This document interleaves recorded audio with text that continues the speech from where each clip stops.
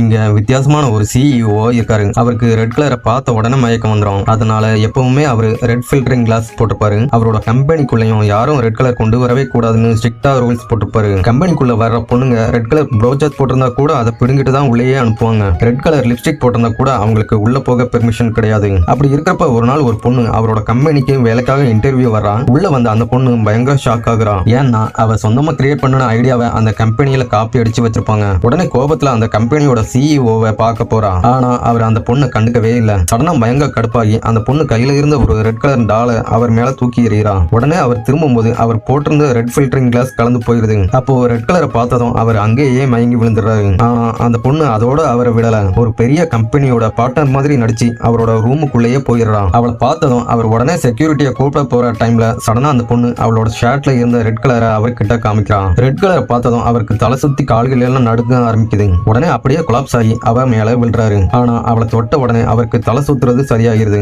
உடனே அவரோட கையை தட்டி விடுறா. திரும்பவும் அவருக்கு இப்போ மயக்கம் வர ஆரம்பிக்குது. அந்த பொண்ணுக்கு என்ன நடக்குதுன்னு எதுவும் புரியல. உடனே அவரோட கையை பிடிச்சு ஸ்டாப் பண்ண ட்ரை பண்றா. ஆனா அவளும் ஸ்லிப் ஆகி அவர் மேலேயே விழுந்துடுறா. உடனே அவருக்கு இருக்க ஹீமட்டோபோபியா டிசீஸ் அந்த பொண்ணை தொட்டா சரியாகுமான்னு செக் பண்றதுக்காக திரும்பவும் அவளை தொடுறாரு. அவர் நினைச்ச மாதிரி அந்த பொண்ணை தொடும்போது ரெட் கலரை பார்த்தா அவருக்கு எதுவும் ஆகலன்னு கன்ஃபார்ம் பண்ணிக்கிறாரு. உடனே அவரு அந்த பொண்ணு கிட்ட ஒரு முக்கியமான டின்னர் பார்ட்டியில அன்னைக்கு மட்டும் என் கூட ஃபீமேல் கம்பெனியானா வர முடியுமான்னு கேட்கிறாரு. உடனே அவ அதெல்லாம் முடியாதுன்னு அங்க இருந்து போயிடுறான். ஆனா அடுத்த நாளே அவர் அந்த பொண்ணை கூப்பிட்டு அவ பண்ணின ஒர்க் டிசைனை காப்பி அடிச்ச எம்ப்ளாயிய வேலையை விட்டு தூக்கிட்டு அதுக்குள்ள பணத்தை அவகிட்ட கொடுக்கறதா சொல்றாரு. அதுக்கப்புறம் தான் அவ அந்த டின்னர் பார்ட்டிக்கு அவர் கூட போக சம்மதிக்கிறான். டின்னர் பார்ட்டிக்கு போன இடத்துல ஃபுல்லா ரெட் கலர்ல டெக்கரேஷன் பண்ணி வச்சிருக்காங்க. அதை பார்த்துட்டு அவர் ஷாக் ஆகி என் கையை எப்பவும் விட்டுறாம பிடிச்சுக்கோன்னு சொல்றாரு. ஆனா அங்க சில பொண்ணுங்க அவர்கிட்ட வந்து அவங்க ரெண்டு பேரையும் பிரிச்சு விட்டுட்டு அவரை அவங்க கூட கூட்டிட்டு போயிடுறாங்க. அப்போ சடனா அங்க அந்த இடம் ஃபுல்லா செலிப்ரேஷன் ரெட் கலர் பலூன்கள் விழ ஆரம்பிக்குது. அதை பார்த்ததும் அவர் தலை சுத்தி மயக்கம் போட்டு விழ போறாரு.